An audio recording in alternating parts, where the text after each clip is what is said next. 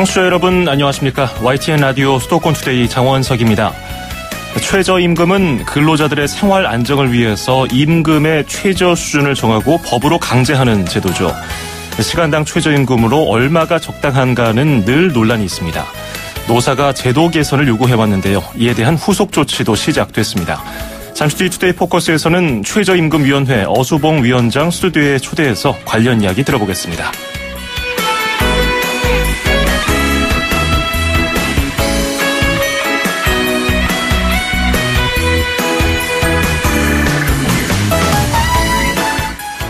오늘 아침 앵커가 뽑은 수도권 뉴스입니다. 서울시가 오는 11월 20일부터 미세먼지가 심한 날 출퇴근 시간인 첫차 시간부터 오전 9시 그리고 오후 6시부터 오후 9시 사이에 서울 시내 마을버스와 서울교통공사가 운행하는 도시철도 요금을 면제한다고 밝혔습니다. 기준 농도는 당일 초미세먼지 평균 농도가 세제곱미터당 50마이크로그램을 초과하고 다음날 예보가 역시 세제곱미터당 50마이크로그램을 초과하는 나쁨 이상일 때 해당합니다. 그래도 요금 면제가 안 돼도 좋으니까 올겨울에는 공기가 깨끗했으면 좋겠습니다. 도리스데이의 케세라세라 띄워드리면서 2017년 10월 27일 수도권 투데이 시작합니다.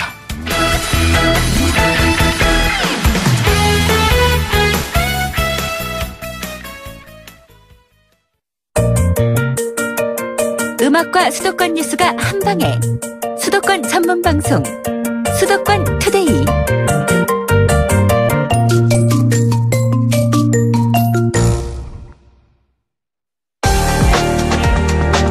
투데이 포커스. 2020년까지 최저임금 만원 시대를 여는 것은 문재인 대통령의 대선 공약이기도 했죠. 지난 7월에 현 정부 들어서 처음 열린 최저임금위원회에서는 내년 최저임금을 7,530원으로 책정했습니다. 올해가 6,470원이니까 16.4%가 인상되는 것입니다. 역대 최대 인상폭인데요. 그만큼 준비할 게 적지가 않습니다. 그래서 이번에 제도 개선을 요구하는 목소리에 최저임금위원회 제도 개선 TF도 구성이 됐죠. 오늘은 이와 관련해서 최저임금위원회 어수봉 위원장 스튜디오에 직접 초대해서 관련 이야기를 들어보도록 하겠습니다.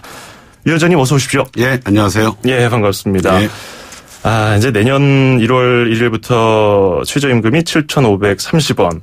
이게 17년 만에 최다 인상폭이다 보니까 예. 지금 준비를 할 게 좀 많을 것 같습니다. 노사 모두. 예. 정부도 마찬가지입니다. 그렇죠. 그래서 좀 요즘에 여러모로 바쁘실 텐데 어떻습니까? 요즘에 뭐 국감도 있고 바쁘신 와중에 이렇게 스튜디오 오셨는데요. 예, 지금 이제 최저임금을 높이면 네. 그 혜택받는 층이 있고 네. 또 거기서 타격을 받는 층이 있겠죠, 당연히. 네. 네, 그래서 그걸 그 좋은 효과와 나쁜 효과, 부작용 이런 측면으로 해석할 수 있겠는데. 예, 특히 사용자 측에서는 이제 좀 힘들어질 수도 있다. 뭐 노동계 측도 물론 이번 기회에 10,000원이 됐어야 되는데 아쉽다는 목소리도 있지만요. 네. 그 현재 분위기는 어떤가요? 그 경영계 측도 이제 최저임금 인상에 대해서는 찬성을 해왔죠. 예. 그래서 그리고 이번에도 경영계 측은 12.8%의 제안을 한 바 있습니다. 7,300원이고요. 현재 사용자 측도 그 최저임금을 점진적으로 인상해야 된다는 기본 방향에는 뭐 별 반대가 없습니다. 다만 이제 그 최저임금에 포함되는 임금의 범위, 예. 또 업종별로 그 차등 적용하는 문제 이런 부분에 대해서 제안을 하고 있습니다. 그 부분은 잠시 뒤에 제가 또 자세하게 여쭤보도록 하고요. 또 경영자 측, 사용자 측에서 꾸준하게 얘기를 하는 것은 덩치가 큰 기업, 대기업들은 비교적 버텨낼 힘이 있는데 뭐 중소기업이라든지 영세 상공인들은 조금 경영상의 타격이 있을 수도 있다. 이런 얘기를 하지 않습니까? 예. 그래서 임금이 오르는 만큼 일자리를 줄인다든지 뭐 산업계 부작용에 대한 우려도 나오는데 예. 이 부분은 어떻게 보고 계십니까? 예, 최저임금은 노동시장에 큰 영향을 주죠. 어느 나라든 마찬가지인데 예. 만약 영향이 없으면 최저임금 제도라고 할 수가 없겠죠. 예. 근데 영향을 주는데 그 부작용이 있으니까 그 부분을 어떻게 잘 처리할 것인가가 우리 사회의 과제라고 생각합니다. 예. 거기에 대해서 우선 정부가 한 3조 원 정도를 그 지원한다고 발표한 적이 있고요. 예. 그것으로 뭐 충분하다고 생각하지는 않습니다만은 일자리의 고용의 감소 또 혹은 영업시간 또 근로시간의 단축, 그로 해서 소득의 감소 이런 부분들도 우려가 되고 있는 것은 사실입니다. 예. 그런데 정부에서 이제 좀 어려운 소규모 기업에 3조 원 아까 말씀하신 것처럼 그런 지원을 한다고 말을 했지만 그렇다고 해서 정부에 오롯이 다 기대기만은 쉽지 않은 상황이거든요. 네, 맞습니다. 예. 다른 보관이 있을까요? 우리 국민 전체가 그것을 부담을 해야 되는데요. 예. 첫 번째 부담 방식은 인플레이션입니다. 그래서 우리가 흔히 사 먹는 음식값이 뭐 평소에 4,000원짜리인데 4,500원이 되었다든가. 예. 또 뭐 그런 경우에 우리 국민들이 기꺼이 4,000 오른 만큼 그걸 계속 사준다면 그 부담을 전 국민이 골고루 부담하는 게 되는 것이죠. 예. 그리고 두 번째 부담 방식은 세금인데요. 세금을 조금 더 내서 지금보다 그것을 이제 영세 자영업자나 혹은 저소득 근로자에게 주어진다면 그것 역시 우리 사회 전체가 최저임금의 그 영향을 골고루 부담하는 결과가 됩니다. 만약 그게 제대로 안 된다면 그 부담은 결국 고스란히 영세 자영업자나 혹은 그 최저임금 근로자 계층에게 돌아갈 수밖에 없다고 생각합니다. 아하, 인건비가 오르면 물건 가격도 오르고 결국 물가도 덩달아서 어느 수준은 오르는 것을 불가피한 측면으로 봐야겠군요. 네, 어느 정도 오를 겁니다. 한국은행도 통계를 통해서 통계 분석을 통해서 약 한 2% 이 적용 대상자의 그 물가 인상이 있지 않을까라는 우려를 발표한 적이 있습니다. 그렇군요. 자, 이제 노사 양측이 이제 좀 더 현실적인 방향으로 그리고 효율적으로 최저임금 체계를 좀 고쳐나가자 이런 뜻에서 최저임금위원회 제도 개선 태스크포스가 꾸려지지 않았습니까? 예. 이게 구체적으로 어떤 식으로 운영이 됩니까? 지금 노사 양측으로부터 어떤 제도를 고쳐야 되는가에 대해서 이제 의견을 받았고요. 예. 노사가 각각 3개씩 이런 부분을 좀 제도 개선해야 된다고 주장을 했고 그럼 총 6개인데요. 이 6개 분야에 대해서 각 전문가들 이 분야의 전문가들을 18분을 초빙했습니다. 예. 그러니까 18분으로 태스크포스를 만들었고 그분들이 이미 논의를 시작하고 있습니다. 말씀하신 것처럼 노동계가 제출한 제도 개선 과제에는 가구 생계비 예. 계측하고 반영 방법을 좀 고쳐야 된다. 예. 그리고 소득 분배 개선 그리고 뭐 임금을 제대로 줘야 하는 네. 그런 것들 제고해야 된다. 네. 이런 걸 얘기했었고 네. 또 경영계에서는 뭐 산입범위 아까 말씀하신 거 그리고 지역 업종별 구분해야 된다. 이런 것들인데 특히 노동계에서 제출한 과제 중에서 4인 가구 생계비로 최저임금 기준을 변경해야 된다는 부분이 눈에 띄거든요. 네. 지금은 그렇게 안 돼 있나 보군요. 지금은 거기에 대한 어떤 일정 기준이 법이나 사회적 합의가 존재하지는 않습니다. 그래서 그걸 아예 그냥 명시적으로 하자는 건데, 그러니까 최저임금을 받는 근로자가 혼자일 수도 있고, 예. 둘이 가족이 2명일 수도 있고 4명일 수도 있죠. 예. 그래서 여러 가구들이 형태가 있을 텐데, 그 중에서 이제 노동계는 가장 생계비가 많이 들어가는 4인 가구의 경우를 혹은 3인 가구의 경우를 최저임금 인상의 기준으로 삼아야 된다라는 주장을 하고 있는 것이죠. 만약에 그런 기준이 적용된다면은 지금보다 최저임금이 상당 부분 더 올라야 되는 거 아닌가요? 엄청나게 올라야 되죠. 한 400만 원까지 올라가야 됩니다. 월급으로 보면. 왜냐하면 지금은 노동계 측의 분석에 따르면 미혼 그리고 혼자 사는 노동자 기준으로 해서 지금 수준이기 때문에 만약에 4인 가구 생계비 기준이 된다면은 정말로 엄청난 지금의 상승률보다는 훨씬 높은 비율이 상승돼야 될 걸로 보이고요. 경영계에서는 최저임금을 설정할 때 범위를 개선해야 된다고 하는데 지금은 그러면은 산입 항목에 뭐가 들어가 있습니까? 지금은 법에 돼 있는데요. 최저임금법에 월급으로 주어지는 기본급, 그다음에 매월 주어지는 직책수당, 직무수당 이런 것들이 산입 범위에 들어가 있고요.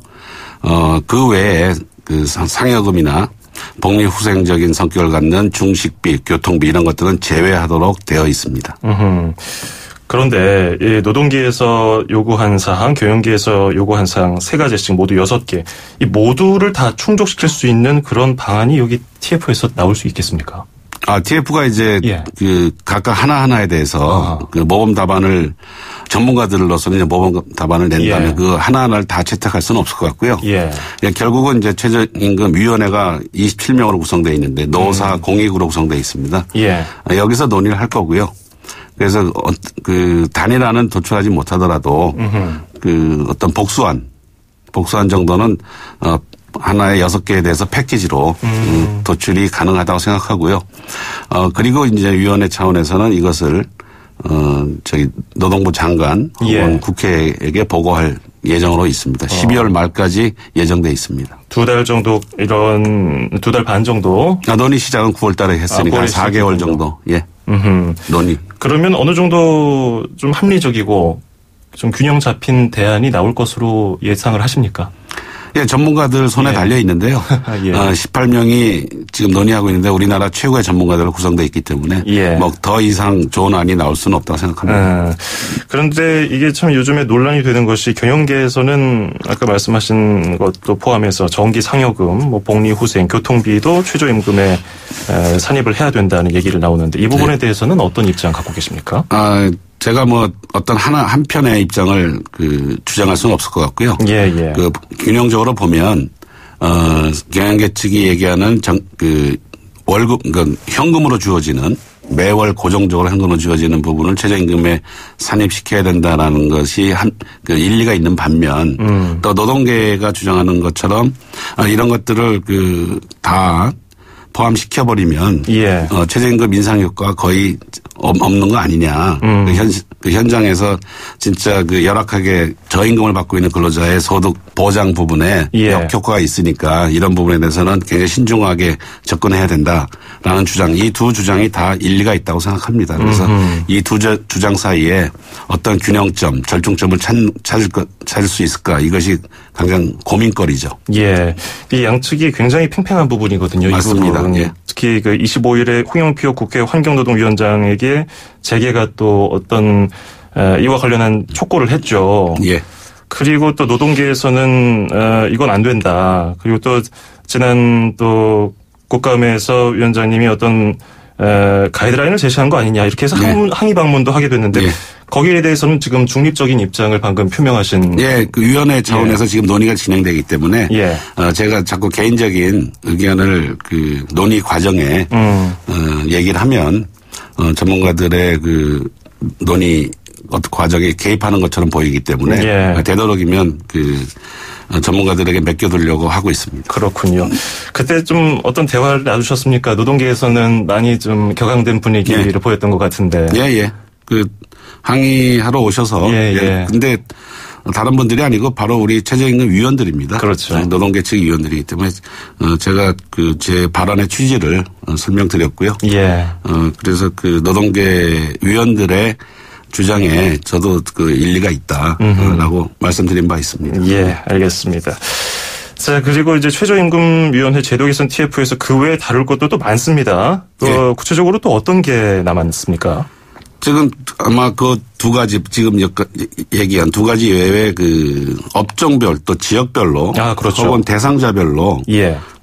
차등 적용하는 방안에 대해서도 아주 집중적으로 논의가 되고 있습니다. 구체적으로 그게 어떻게 하자는 얘기인가요? 그러니까 업종별로 보면요, 굉장히 경제 상황이 산업 상황이 안 좋은 업종이 있을 거고, 그냥 좋은 업종이 있고 예. 하기 때문에 산업별로 조금 최저임금 수준을 달리 적용하자는 주장이 있고, 그것은 현재 최저임금법에도 허용되어 있습니다. 그게 이제 경영계에서 제출한 과제 중에 하나죠. 예, 중요한 과제입니다.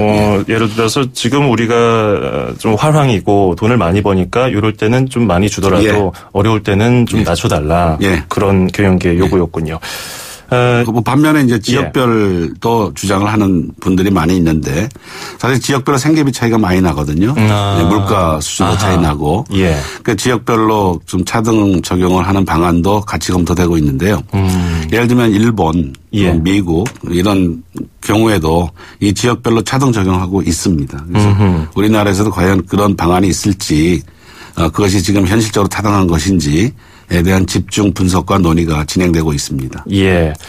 그러면 지역별로면은 아무래도 서울 물가가 다른 뭐 시골이나 지방 도시보다는 비싸니까. 그렇죠. 서울에서 그 본적을 두고 일을 하는 노동자들은 조금 더 높은 임금을 받게 되는 서울 지역에 이제 서울 지역에 있는 기업에 고용되어 있는 근로자들은 만약 지역별로 차등화 된다면 그런 효과가 있는 것이죠. 그럼 지금 어느 정도 구체적으로 나온 방안 같은 건 없나요? 없습니다. 아직까지. 예. 그렇군요. 이제 시작되는 단계이기 때문에. 다만 이제 지역별 차등은 현행 법에 근거가 없기 때문에 이것이 만약 타당하다고 한다면 법을 개정해야 되는 굉장히 중요한 문제가 있습니다. 그렇군요. 자, 이게 최저임금과 관련해서 뭐 대통령 공약이기도 하고 대선 후보들은 뭐 항상 이런 최저임금과 관련해서 얘기를 많이 하지 않습니까? 특히 뭐 진보적인 후보들은 더욱 그렇고요. 10,000원 2022년까지가 현 정부 목표인데 위원장님은 어떤 견해 갖고 계십니까? 네, 사실 10,000원은 좀 정치적인 구호죠. 그리고 왜 10,000원인가에 대한 확실한 경제학적이나 사회학적 근거는 없죠, 사실은. 그 슬로건인데 이 슬로건에 대해서 지난 대선 기간 동안에 5분의 대선 후보가 모두 주장을 했습니다. 제 보수든 진보든 상관없이. 다만 이제 차이가 나는 거는 시행 시기.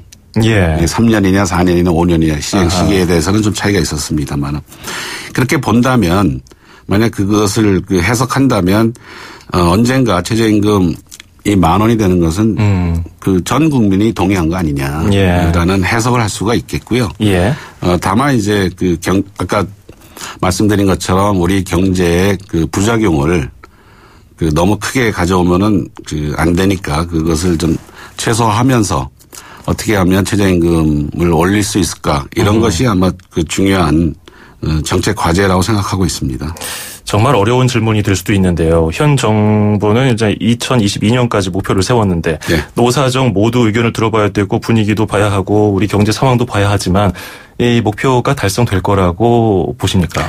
그건 아마 내년도 그러니까 금년에 올린 7,530원이라는 최저임금의 효과가 내년에 실제로 어떻게 나타날 거 아닙니까? 그 효과가 뭐 부정적인 효과도 어느 정도 나타날 것 같고 긍정적인 효과도 굉장히 있을 것 같고 이 두 효과를 분석해서 비교해서 괜찮다. 우리 사회가 이 정도는 버틸 수 있다. 그럼 더 올릴 수 있는 여지가 있는 거고요. 만약에 내년에 일자리가 많이 없어진다든가 청년 고용 문제가 더 어려워진다든가 이런 부작용이 더 크게 나타난다면 사실상 우리나라의 누구도 더 급격한 최저임금 인상을 주장할 수는 없겠죠. 그래서 내년도 상황이 매우 중요하다고 보고 있습니다. 그렇군요. 2018년이 정말 중요한 한 해가 또 될 것 같습니다. 최저임금과 관련해서. 근데 내년 이제 4월이면은 바쁘게 달려온 또 위원장의 임기가 끝나지 않습니까? 한 6개월 정도 남았습니까? 그 정도 기간에 남은 숙제가 있다면 뭐가 지금 있습니까? 하고 있는 최저임금 제도가 시작된 지 한 30년 됐는데요. 30년 동안 큰 변화가 없었습니다. 그러나 이제 우리 경제사회는 30년 동안 굉장히 큰 변화를 겪어왔고, 따라서 지금 최저임금 제도를 개선할 아주 적당한 시점이라고 생각하고, 남은 기간 동안 여기에 제 총력을 쏟아부을까 생각하고 있습니다. 자, 우리 사회가 여러 가지 논란거리도 있고 머리를 맞대고 의견을 모아야 할 것들이 많은데 그중에 하나도 최저임금입니다. 그와 관련해서 오늘 여러 가지 말씀 잘 들어봤습니다. 고맙습니다. 감사합니다. 네, 지금까지 최저임금위원회 어수봉 위원장과 함께했습니다.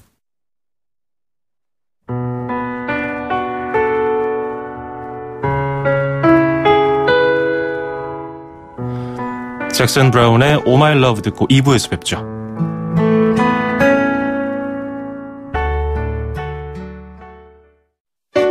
(2500만) 수도권 청취자를 위한 모든 소식이 한자리에 YTN 뉴스 FM 수도권 투데이 FM 94.5MHz YTN 뉴스 FM 수도권 투데이 2부 듣고 계시고요. 저는 아나운서 장원석입니다. 2부에는 인천광역시 소식 그리고 수도권 안전톡톡 코너가 준비되어 있고요. 먼저 인천시 소식 만나보겠습니다. 서울, 경기, 인천, 집고! 수도권 정부의 핵심이 바로 여기에 수도권 행정탐방. 수도권 행정탐방 인천광역시로 가보겠습니다. 인천광역시 이종우 방송팀장 연결하겠습니다. 팀장님 안녕하세요. 안녕하세요. 예. 인천시가 최근에 인천을 사랑한다는 애인 정책 시리즈로 각 분야별 시민 체감 정책을 발굴해서 발표를 하고 있는데 이번에는 원도심 활성화 방안을 발표했죠? 그렇습니다. 지난 10월 24일 인천시가 애인 정책 시리즈 네 번째로 발표한 내용인데요. 예. 원도심 활성화를 위해 향후 5년 동안 총 1조 원의 시 예산을 들여 인천시, 중구, 부평구 등 원도심 주거 환경을 대폭 개선한다는 내용입니다. 이정복 인천시장은 원도심은 주민의 76%가 살고 있지만 주택 노후와 공원, 주차장 부족 등으로 쇠퇴의 길을 걸어왔다며 올해를 원도심 활성화 5년으로 삼겠다라고 지난 24일 기자회견을 통해서 밝힌 바 있습니다. 예. 그런데 사실 인천시뿐 아니라 대부분의 대도시들이 신도심하고 원도심 간의 지역 불균형 문제가 있기 때문에 고민들을 해오고 있거든요. 그래서 인천시도 이런 상황을 받아들여서 방안을 발표한 것 같은데 주요 내용은 어떤가요? 우선 인천에서 원도심이라 하면 내양 중심의 중구와 동구, 남구, 부평구, 서구, 계양구의 경인고속도로 주변 도심을 꼽을 수 있겠는데요. 예. 이들 원도심 내 원주민들의 소득 창출을 위한 공동작업장을 설치하고 공공임대상가, 영세상인 우선 입주, 공간을 활용한 아이들의 학습 공간 마련 등을 적극 지원할 계획입니다. 아울러 원도심 내 주차 문제 해결을 위해서 공영주차장을 확대 설치하고 교통사각지대 버스 노선 투입, 마을 공공디자인 사업도 같이 추진하게 되는데요. 각 지역별 세부 사업으로는 경인고속도로 일반도로 전환과 연계해서 도로 주변 노후주택을 개량하고 인천 내양 18부두 사업 관광개발, 인천항과 화수부두 개발, 부평 십정동 폐공장의 영상문화밸리 조성사업 등이 되겠습니다. 인천시는 이 사업 추진을 위해서 도시재생센터를 설치하여 추진력을 확보하고 주민이 직접 참여한 방향으로 사업을 계획입니다. 예. 이번 주에 지난 24일 인천시청 중앙홀에서 공간복지 오디션을 실시했다고 들었거든요. 조금 발상이 신선해요. 어떤 내용이 있었습니까? 그렇습니다. 지난 24일에 인천시가 복지정책 선정을 위해서 오디션을 가졌습니다. 보통 시의 정책은 행정기관이 주도해서 발굴하고 발표하는 게 일반적이었는데요. 이날 오디션은 행정수요 대상인 시민이 복지정책을 스스로 구상해 제시하고 오디션이란 경쟁 절차를 거쳐 채택한 새로운 방식의 정책 발굴인데요. 인천시가 처음으로 구상해본 정책개발 공모행사였습니다. 예. 아무래도 시민 참여도가 훨씬 높았을 것 같은데 어떤 식으로 진행이 됐습니까? 공간복지 오디션 그야말로 이제 성황을 이뤘는데요. 지난 9월부터 실시한 아이디어 공모에만 총 142건의 사업이 접수되었습니다. 이렇게 접수된 아이디어를 대상으로 사전 서면 심사를 통해서 1차로 11개 사업을 선정했고요. 이 11개 사업이 본 오디션장에 본선으로 올려져 전문가와 청중평가단의 최종 심사를 받았는데요. 최종 심사에는 12명의 전문 심사단과 유정복 인천시장을 비롯하여 시의회 의장, 시민, 대학생, 복지관계자 등 150인이 청중평가단으로 참가했습니다. 이날 심사 결과 소아 환화복 캐릭터 제작 사업을 비롯한 5개의 복지사업이 우수사업으로 선정되었는데요. 우수사업 수상자에게는 상금과 상표가 수여되었을 뿐만 아니라 내년에 사업 예산을 지원하여 인천시의 특수시책으로 추진할 계획입니다. 예. 자, 오늘 여기까지 듣도록 하겠습니다. 고맙습니다. 고맙습니다. 네, 지금까지 인천시 이종우 방송팀장이었습니다. 자, 그리고 방금 들어온 속보가 있어서 하나 전해드리겠습니다. 서울중앙지검 국정원 수사팀이 2013년 국정원 사건의 수사 방해 행위와 관련해서 장호중 부산지검장 등 총 7명의 사무실에 대해서 지금 압수수색을 실시 중이라는 속보가 들어왔습니다. 보다 자세한 소식은 이어지는 뉴스에서 전해드리겠습니다.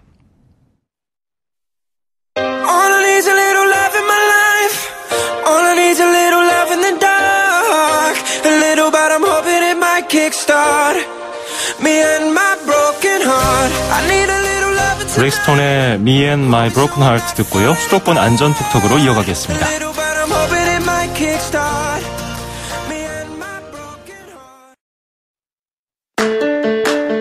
2,500만 수도권 청취자들의 살맛 나는 오늘 하루를 위해 수도권 투데이가 여러분을 응원합니다. 꼭 알아두어야 할 수도권 핫 이슈를 쉽고 자세하게 들여다보는 투데이 포커스. 수도권 청취자 여러분들의 귀와 입이 되어드리는 코너 운수대통 만사형통 통통 메시지. 그리고 서울, 경기, 인천의 가장 중요한 행정 소식을 가장 발빠르게 짚어보는 수도권 행정탐방까지. 똑 소리나는 수도권 라이프를 원하신다면 지금 듣고 계시는 94.5MHz YTN 뉴스 FM 수도권 투데이. 월요일부터 금요일까지 매일 아침 9시 10분 놓치지 마세요. 참, 수도권 투데이의 문을 두드리고 싶은 청취자 여러분께서는 지금 주저하지 마시고 짧은 문자 50원, 긴 문자 100원에 샵 0945, 우물정 0945로 문자 메시지를 보내주세요. 수도권 투데이는 청취자 여러분과 늘 함께하고 있습니다. 평일 오전 9시 10분 94.5MHz YTN 뉴스 FM 수도권 투데이. 청취자 여러분과 늘 함께합니다.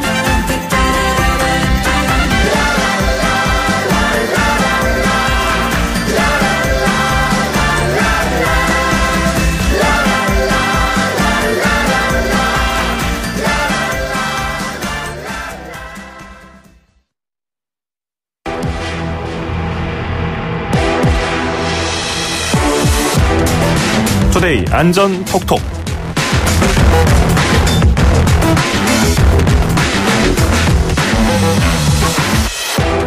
언제 어디서 무슨 일이 벌어질지, 어떤 사고가 닥칠지 모르는 세상입니다. 내 주변 과연 365일 안전하다고 할 수 있을까요?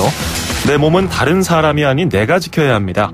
알아두면 좋을 안전 상식, 익혀두면 도움될 안전 팁을 모아서 전달해드리는 금요일 코너 투데이 안전 톡톡 시간입니다. 모든 시민들의 안전을 위해서 현장을 바쁘게 뛰어다니는 분 함께하겠습니다. 양천소방서 이혜지 반장 연결하겠습니다. 반장님 안녕하세요. 네, 안녕하세요. 예, 개 물림 사고가 종종 들려오고 있었는데 이번에는 이게 개에 물려서 사망한 사건이 굉장히 논란이 되고 있습니다. 인터넷 공간에서도 많은 경론이 오가고 있죠. 네, 이제 유명 한식당 한일관 대표 김모 씨가 슈퍼주니어 멤버 겸 배우 최수영 가족의 프렌치 불독에 물린 후 폐혈증으로 사망했습니다. 예. 사건 당사자 두 분 다 유명인인데다 피해자가 사망하는 안타까운 결과가 발생해 더 관심이 집중되지 않았나 해요. 이 사건 당시에 피해자가 개에게 물리고 한 6일 정도 뒤에 폐혈증으로 이제 목숨을 잃게 됐는데 이런 일이 흔한가요? 이게 폐혈증에 미생물에 감염되어 이제 전신에 심각한 염증 반응이 일어나는 것을 말해요. 예. 동물의 침에는 이제 수많은 균이 들어있는데 반려동물이 물 때 침이 피부를 뚫고 피하에 들어가면 수많은 세균이 주사되는 거나 다름없게 되는 거죠. 이렇게 동물에게 물려 감염으로 사망하는 경우가 종종 발생하고는 있지만 이렇게 흔한 경우는 아닙니다. 건강한 사람은 또 괜찮지만 고령형 유아, 당뇨병 환자 등 면역력이 약한 사람에게 위험합니다. 이전에 저희 투데이 포커스 1부에서도 개물림 사고에 대해서 다룬 적이 있는데 이 반려동물하고 어린아이를 한 공간에 두지 말고 목줄을 해야 된다고 하더라고요. 네, 저도 당시 방송 들었는데요. 지난 6일 경기도 시흥에서는 1살짜리 여자아이가 집안에서 키우던 진돗개에 물려 숨지는 사고가 발생하기도 했어요. 근데 목줄과 입마개, 강조를 해도 지켜지지 않는 경우가 많은데요. 소방청에 따르면 작년에만 개에 물려 병원으로 이송된 환자가 2천여 명으로 조사됐습니다. 예. 실질적으로는 더 많겠죠. 이외에도 고양이에게 물리거나 발톱에 긁혀 병원을 찾는 분들도 꽤 있어요. 예. 그런데 그 목줄하고 입마개를 꼭 반려동물에게 해야 된다는 입장이 있는가 하면은 동물 복지에 반하기 때문에 목줄, 입마개를 하기가 좀 어렵다. 이렇게 주장이 엇갈려서 현실적으로 이게 좀 아직 논란이 있고요. 근데 동물에게 물리는 일이 이번 사건처럼 단순 외상이 아닌 것이 좀 걱정이긴 하네요. 네, 이제 보통 크게 물린 상처만 과다출혈로 위험하게 생각하는 경우가 많아요. 예. 동물에게 물린 상처는 생각보다 간단하지가 않습니다. 뾰족한 동물의 이빨이 조직 깊숙이 박히게 되죠. 겉으로 볼 때는 피도 나오지 않고 물린 자국만 선하게 보일 뿐이고요. 하지만 이런 상처는 오히려 상처 부위가 좁아 세균이 나오지 못하고 안에서 곪게 되면서 세균이 혈관을 통해 더 잘 퍼지게 돼요. 예. 그러면 동물에게 물렸을 때는 우리가 어떻게 응급조치를 하면 좋을지 모르겠어요. 세균이 많은 상황이니까 일단 소독을 하면 되는 거 아닐까요? 네, 이제 보통 뭐 빨간 약, 코비동과 같은 소독약으로 소독을 하면 될 거라 생각하시는 분들이 많을 텐데요. 예. 우선시 돼야 될 것은 상처를 흐르는 물로 씻어내야 합니다. 아프시겠지만 상처 부위를 수압차가 있는 물로 50분간 충분히 씻어주세요. 네, 이후 가벼워 보이는 상처라도 집에서 연고만 바르고 계시지 마시고 반드시 병원에 내원하셔야 합니다. 예. 이때 데일밴드나 붕대로 감거나 압박하는 것도 좋지 않습니다. 상처에 진물 등 체액이 배출되는 게 더 좋아요. 약간의 피가 흐르도록 해 상처에 남아있는 세균이 상처 밖으로 흘러나오도록 하고요. 또 실제로 병원에 내원하시면 이렇게 물린 상처는 감염의 우려가 크기 때문에 찢어져 봉합이 필요한 상처일지라도 저희가 며칠간 일부러 또 열어두고 치료를 하게 돼요. 치료를 받으시면서 상처를 또 주의 깊게 살펴보는 것도 중요한데요. 만약 또 물린 자국이 빨갛게 붓고 아픈 증세가 점점 심해지시면 빨리 병원에 내원하셔야 됩니다. 예. 특히 작은 강아지나 고양이가 물거나 발톱에 핥혀 생긴 작은 상처도 절대 간과하시면 안 돼요. 수많은 세균이 있어서 2차 감염의 우려가 있습니다. 저도 응급실에서 근무하면서 이제 실제로 고양이에게 핥힌 상처였는데 나중에 엄청 부어서 내원하신 분도 봤어요. 일단 흐르는 물로 한 5분에서 10분 정도 충분히 씻어주고 일반적인 외상 치료하고는 확실히 다르네요. 하는 방법이. 네. 자, 상처 크기와 상관없이 무조건 병원에 가서 치료를 받아야겠습니다. 요즘에 반려동물 예방접종도 여러 가지가 있지만 이거 과신하면 안 되겠네요. 네, 이제 평소 아끼던 반려동물로부터 상처를 입었다고 해서 좀 대수롭지 않게 방치했다가 병을 키우는 경우가 종종 있는데요. 예. 실제 집에서 기르던 고양이에게 물려서 이제 1cm 정도의 상처를 방치했다가 골수염으로 발전해 완치까지 1년이 넘게 고생한 사례가 실제로 대한상상의학회에 보고된 바도 있습니다. 치료 적기를 놓치면 이제 감염을 악화시키고 이런 합병증도 생길 수 있으니까요. 동물에 물렸거나 다쳤을 경우에는 흐르는 물에 충분히 세척 후 반드시 병원에 방문하시길 바랍니다. 이제 반려동물 돌봄 인구가 1,000만 명이 넘었어요. 법도 중요하지만 아까처럼 펫티켓을 지키는 반려동물 문화가 좀 성숙돼야 할 때가 아닌가 합니다. 예, 오늘 말씀 여기까지 듣죠. 고맙습니다. 네, 감사합니다. 네, 지금까지 서울 양천소방서의 이혜지 반장이었습니다.